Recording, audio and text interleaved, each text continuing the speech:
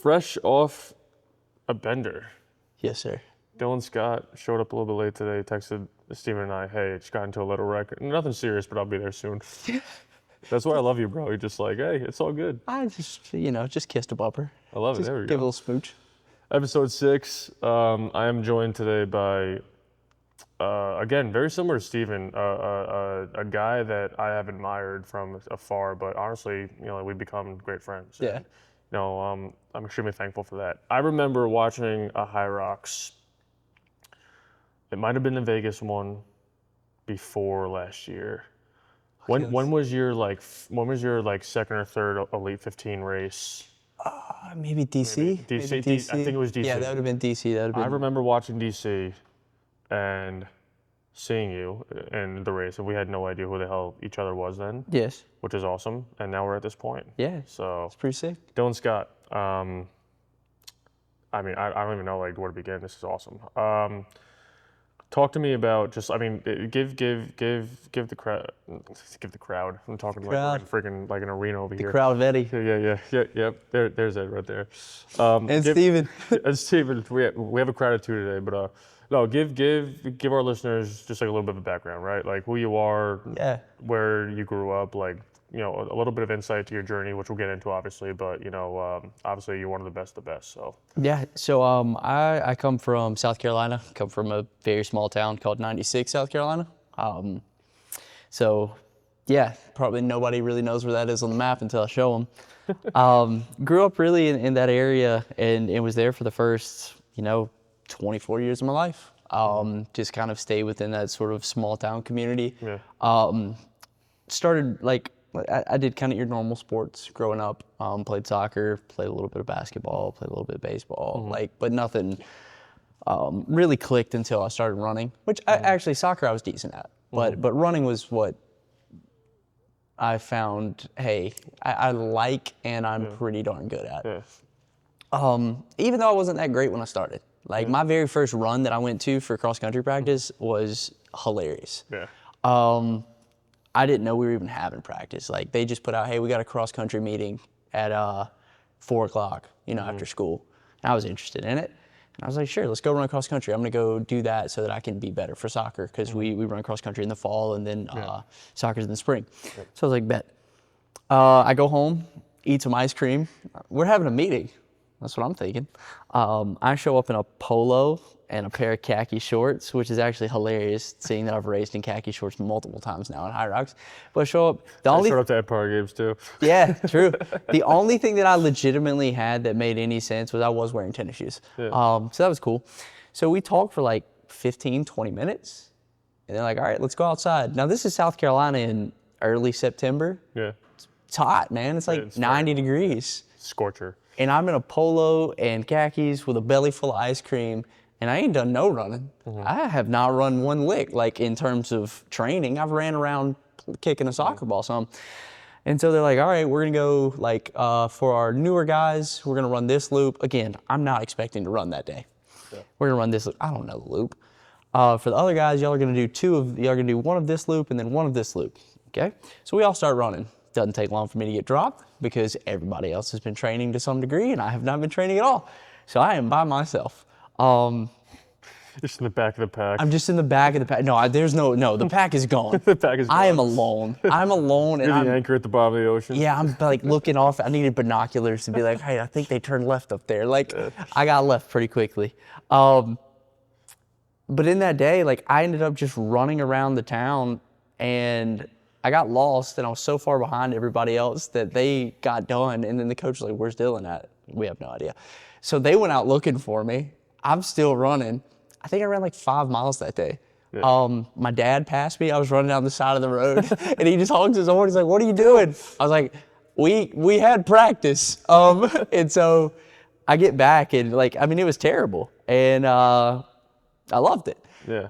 And that's where running started for me. So I had probably the worst introduction you could have into a sport experience. And I was like, oh, being miserable is great. Yeah. And that's kind of how it all got kicked off. Yeah, I love it, man. It's awesome. So that was what age? 13. And you're how old now? Just turned 30. Okay, just turned 30. Same here, bro. Yeah. Yeah, 30, bro. So I hate turning 30. But anyway, so 17 years ago, right? Yeah. That's when you discovered running. That's when you decided that you really, really liked it. Before High Rocks was a thing, what were you doing in terms of like I guess like once High Rocks dropped and like became a thing, Yeah. like what were you doing besides that? Just kind of So I mean, like again, I was distance runner through high school. Was gonna go run in college. Got a back injury going into my senior year of high school, and then that really just kind of derailed like everything. I still went to college redshirted.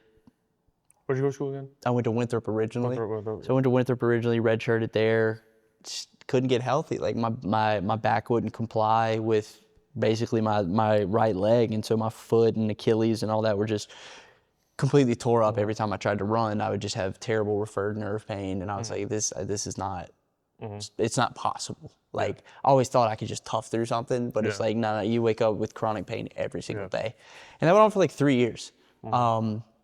And it would have been real easy to just kind of give up during that time period and like stop trying. I tried every kind of training that I could even think of that could maybe keep me in some sort of shape during that whole time period. And so also during that was when I started like studying medicine and was looking to go be a doctor. And so I switched my major to pre-med, transferred schools, went back to Lander University and was studying there and was like, I think I'm going to go that route. Mostly hinging upon the selfishness of wanting to try to figure out how do I fix myself. And during all that time, I mean, like I was staying in shape to a degree, to the best degree you can with a chronic injury. Yeah, of course. But I was nowhere near the kind of like fit I am now. Right. So finally got sort of the back injury fixed. I mean, fixed by the sense of like I have to take medication for it every day. But it allows me to train like I do, and it's a pretty low dose medication that has very little side effects. So at this point, I'm like, hey, we'll play that game. And I get out of college, and I'm just working out, started doing some obstacle course racing. Yeah. I wasn't great at that. And then High Rocks drops. And, you know, I'm in a garage and I get like a DM from somebody who's telling me about this. Hey, there's this thing called the High Rocks Virtual Championships Fitness. Like maybe we should give it a go. It's like, cool. Yeah. This is right around the time when COVID's happening and like the world's just kind of weird. Yeah. To be honest. So weird. Like it's so weird. It's almost like, what a time. It's like I got through college, got out of college, started working, and then college got extended again. Yeah, It's what almost, it felt like. I was like, yeah, it's what it felt like. And so I do the first VCF and do pretty good in that. And then from there, I get to actually go race my first one. So the first VCF I did was in like the summer of 2020. And then I'll hop in and do the second VCF in the winter of 2020. And then I go race my first High Rocks in April of 2021 down in Dallas, and just kind of hopped onto the scene and was pretty good pretty early. Yeah. It's hard to find someone, and this is one of the things I admire about you. It's hard to find someone that like loves training as much as you do. Like you will have a rower in your bedroom, if you have to. Like it's actually like I give a lot of credit to Maria, your wife, because for putting up with if I fucking brought a rower into my bedroom, Erin would be like, "What the hell are you doing with that?" So I give you a lot of credit because you love training, and like honestly, like I see some of your workouts you're posting, and I'm like, this is the craziest thing I've ever seen, and you just have a passion like for training that like I've never seen anyone have. Have you always had that, or is it just like the work that you know you have to do in order to get to where you want to be, or is it a combination of both? Dude, I've always been like a workhorse when it came to sports. Like I said, from that very first experience where I was like, dude, that's a terrible experience. I love it. Like, I mean, I think that to a degree, I'm doing the work that I think I have to do to be the best. But I think there's another degree that I really do just derive a lot of joy from training. Do I always? No. Yeah. Like Steven hears me when I come into like workouts at Empire and stuff. Like when we're gonna train together. It's gonna be a terrible day. Dude, I come in and I bitch and moan like there's no end. Yeah. But in the end, I do the work. And that being said, hey, Maria uses that rower too.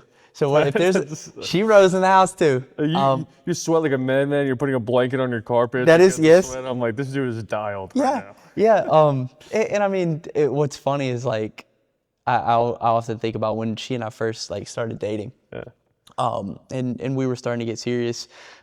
When was this, by the way? Like, when did you guys start dating? We started dating. This would have been in 2020 as well. Okay, So in so- kind of the summer of 2020 sort of deal. Did you have to like warn her, like, hey, like, I'm a very avid like, did you have to like bring that up at all, like on the first date, like, hey, like, this is one thing about me you should know? I've got a good story Yeah. that I'm not gonna tell on camera. Tell it after. I will tell it after. I'll tell you after. I'm not telling the story on camera, but it set the tone Okay. very early There on. we go. There we go. But also I think about like I was training a lot, and her dad was like, "Are you sure you want to be with somebody who's training this much?" Which was a valid question. I mean, dude, I give her a lot of credit, man. Y'all are in Empire Saturdays and Sundays afternoons. You know. Yeah, it's it's psychotic to a degree. But like all that said, the amount that I train, there's this extra portion that you get to that I'm doing from an intensity standpoint, that these are all the things that I think that I really need to do to make me better. And then there's like the low key stuff where it is like what seems crazy, but rowing in the house, like biking, like Yeah, I just like that. Yeah. I really do. Like I can get into a rhythm on a rower and I can watch a movie, or I can just sit there and think. Yeah. And sometimes it's great to just like, I love sitting and dissecting a thought or an idea or something like that. And it's kind of similar to me, at least. If you row easy enough, it's like going for a walk. That's what it feels like. So I'm going for a walk and I'm just thinking about something. And so it gives me time to mull through ideas or, plan, something like that. So it's almost like meditation to a degree. Yeah. But ADHD meditation because I have to be moving. Right. No, of course. No, I love that. So you do your first High Rocks in Dallas, right? That same year there was a World Championships, or when did they have a World? Yeah. So my third race, I was in Germany for Worlds. Okay, third race you're in Germany for Worlds. Yeah. How, like that first experience up until now, like how has it changed every year? Like how do you, I guess like how do you like differentiate like year after year like what you have to work on? Because obviously, like, yes, it's a predominant running race, but like I see you getting so specific in your training where you're doing, it could be a random number of like 27 burpee to plate. Like you're very wired and very like specific when it comes to your training. How do you know exactly what you have to work on? Well, I mean, luckily, like the more and more you race, the more you start to get a feel for exactly, what needs to be done. And as the race changes, the first High Rocks race that I ever did to the last High Rocks race that I did, it's changed, from the way that the sleds feel and move to just all of that kind of stuff. Like everything has shifted a little bit, even down to the kettlebells being different, smaller handles, easier to go and broke, like all that kind of stuff. It has changed from my first one to this one.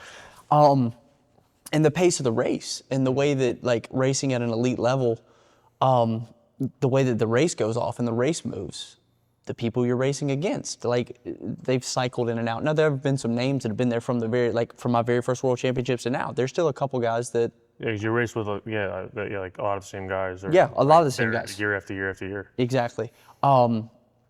But like in totality, what you try to do is you try to basically pinpoint from a race that you've done, where were all of my strengths at?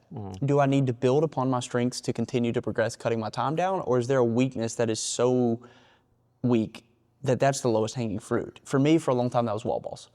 And so like when I look at a race, wall balls because you're taller, right? So it takes you a lot more to get that. Like, yeah, but also just because I'm shitty at wall balls. Like, just my legs are weak. Yeah, but you could do 1,000 in a row. So like, I mean, take that as shitty, I guess. Yeah, well, you got to compare it to the field. Of course, yeah. So like my cycle rate is slower and everything, but like I was not finishing off races going unbroken or everything like that. So I needed to get that like short up. So I started fixing that. So now I'm going unbroken, but now I'm like, hey, even though I go unbroken, I give up 25 seconds here. Now how do we speed up our cycle rate?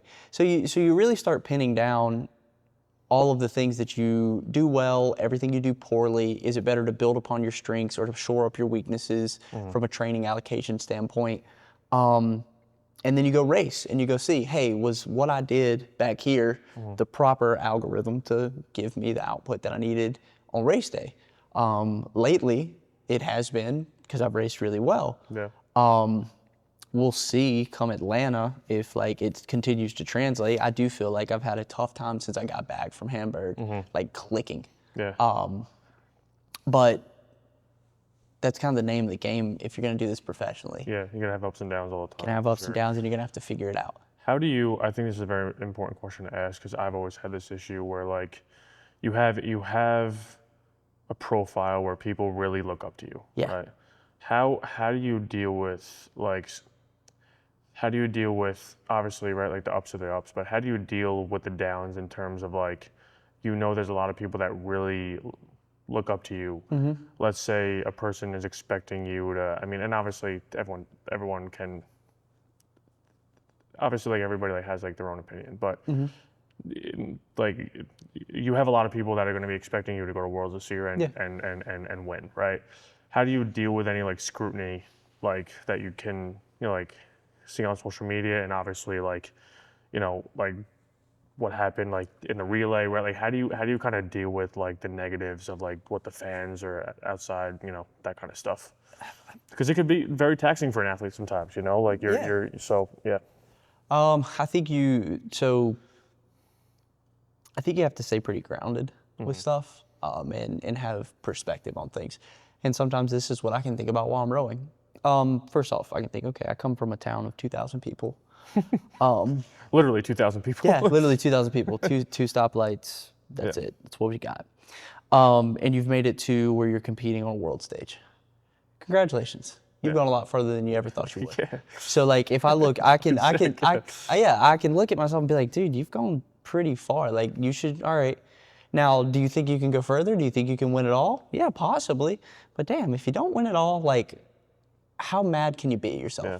Because it's not for lack of trying. Yeah. So I'm not gonna like, if somebody's like, well, Dylan never found a way to win world championships. I'm like, dude, if you asked me at 15, I never thought I'd be at a world championship. Well, you literally set a record, but then someone else set the record right there as well. So like it's like there's no way of. Yeah. So like, okay, how am I gonna be like? I can't be that mad. And then from a scrutiny standpoint, I think that if you speak earnestly and honestly, and you're a genuine person with what you put out, if whether it's good, bad, whether you're saying something that you're like, hey, I don't agree with this person doing this, or whether you're supporting somebody else, as long as what it is it's 100% and you've thought about it for a minute and you've gone, this is what I think, and this is what I believe. And now if somebody brings up a really good point and it changes my mind, I got to be open to that as well. Absolutely. But I'll say, like, don't be wishy-washy. Yeah. Like, honestly, stand on business. Stand And on business. stand on business. I love That's all right. Stand on business. Love it. And I've had pushback where people didn't like the way that I approach things. That's fine. Bring it up to me. If you really care that much about it, we can talk about it. Yeah. And if you still don't agree with me, okay, then we're not going to agree. Yeah. But like, first off, just because we don't agree on one singular instance or issue does not mean that I just write you off as a person. Like, I don't have to agree with you on everything. Yeah. I don't agree with my wife on everything. Yeah. Love her. Like, but there are things that we do not, there are things we do not agree on. Yeah. And that doesn't mean that our household is just suddenly like, well, damn it, we can't come to a consensus. Right. We're done. Yeah. Like, yeah, of course. So I see that with other human beings and other people. And I don't know. I just think you don't get bought in too much to one issue. Yeah, I think it's an awesome way to put it. I mean, like the fact that you could stay grounded, like that with like such a high profile is awesome. Was there ever a time over the last few years in your training or like in your journey where like, did you ever hit like a really, really, really tough time where you wanted to win a world championship? Wanted to win a world championship so bad, but you didn't. Like, was there any time where you were like, fuck, like I think I'm just gonna give it up, or? Yeah, there was one, but it was never that I was failing to accomplish like a goal that like winning a world championship or anything like that. It was when I felt like I was just failing in general as a person. And I was like, I'm putting so much into this. I'm not getting results out of it. I'm letting my family down right now. Like, Your husband, you have a kid, like there's a lot to think about. dude, so, and for me, like my moment for that was Amsterdam. Like that's when, I mean, I finished that and I didn't know what happened. I was like, I have poured so much into this right now. And I go over here and I finish dead last and I have the worst race and I've taken a week and a half away from my family and I know I got to go back and I got to go on a work trip. And like, all I'm thinking is that like, I'm robbing my son of time together, of having his dad around. I'm so fucking busy pursuing the sport while having a job, and I just sucked it up on the world stage. Like, why am I doing this? And it was more so the externalities that other people were facing, along with the internal side of like, I know I'm better than this, but I can't seem to show it. Right. And so that's probably the closest I ever was to like hanging it up. But that's why you need to have really good people around you. Yeah. Because I called my buddy Marcus Friesen, who he's somebody I met when I first got into the sport. And he talked to me in the Amsterdam airport for like 2 hours and really helped me through it. And he was the guy that I started the coaching business with. Like he brought me in as a coach, and then I've been able to branch that off into my own coaching business. Like that dude has been integral to my success, definitely on multiple levels. But he was someone who helped me so much in that moment. To get my head back right and to be like, all right, just push your way forward. And we did. Absolutely. No, I love that, man. I mean, like just overall dealing with the highs and lows of just being like a premier athlete is I mean, honestly, like it's what makes the journey beautiful, right? You know, it's awesome to see. I mean, it's awesome to see you doing so well. I mean, I think it's crazy. Like you mentioned, you have a job, right? Like a full-time job. Like how do you balance that? Like I know you said there is going to be a time where you may be able to, like I was like just focus on high rocks, right? Like full time. But like how do you? I've got great news for you. Yeah. That time is now. Like I literally just left my job. Like before, we haven't really spoken too much since. Yeah. So right before I left to we go go. over to Norway. The shit you find out. Yeah, I love it. you find out live. It. So that I was able to like, my coaching business was at a good enough point. Contracts with sponsors had gotten to the point where we looked at the finances and said we can do this. And I bet if you didn't go through that downtime, like who knows if this would have happened, you know? No, I mean, you've got to take your licks in life. Got to take your licks. It's gonna happen. I'll honestly say I feel weird when things go really well for a long period of time. Yeah. It's almost like you're waiting for that one thing where it's like, what's going to happen? It feels unfair. Yeah. It feels unfair. Like I don't know what that is, like mentally that causes it to be that way. Yeah. And I don't know if everybody feels that way, but like you get on a streak of like, dude, why is life going so good? And I think it's just because maybe you have the perception of, everything that's going on in the world and everything around you. And you're like, well, why the hell would my life be good? Yeah. And why is this person getting like, and some of that's just, if you get up in your head too much, you can't make sense of it. Can't make heads or tails. Absolutely. If you had a piece of advice given, or if you ever had a piece of advice given to you that really like resonated with you throughout your journey, what was it? I'm trying to think if there was any advice that was given to me through this journey that's just, I don't know if I've had singular pieces of advice that have just like sat with me. I think there's certain things that I think about, particularly just like you have to be patient with fitness. I tell myself that often when I want to really I want to push the envelope, but I've got like a little problem going on, and I'm like, should you really do that today?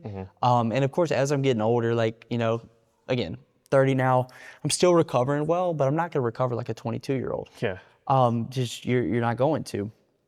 So when you've gotten to a point where your fitness is really, really good, where you're running, second, third fastest time ever for something, and then you're coming back and doing it again 2 days later, don't get greedy. I think that's, it's more of a piece of advice that I want to tell people. Don't get greedy with your fitness. If you try to rush it too much, you're going to end up hurt or sick or overdone. doesn't mean you shouldn't take risk, because you're going to have to take risks sometimes Yeah. with that. But if you're looking at a 6-month time horizon to get something done, and you try to cram it all into 6 weeks, and you're refusing to ever I've got this problem going on, I should adapt my training today, Yeah. and you just refuse every time to do it, you're going to pay a price. Yeah, absolutely.